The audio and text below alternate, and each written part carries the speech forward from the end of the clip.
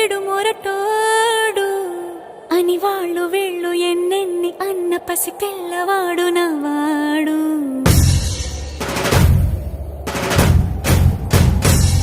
విడు ముండోడు అని ఊరు వాడ అనుకున్న గాని మహారాజు నాకు నవ్వాడు.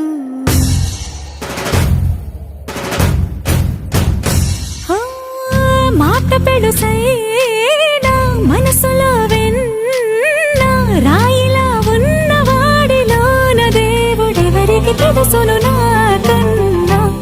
సూసేకి అగ్గిరవ్వ మాదిరే ఉంటాడు.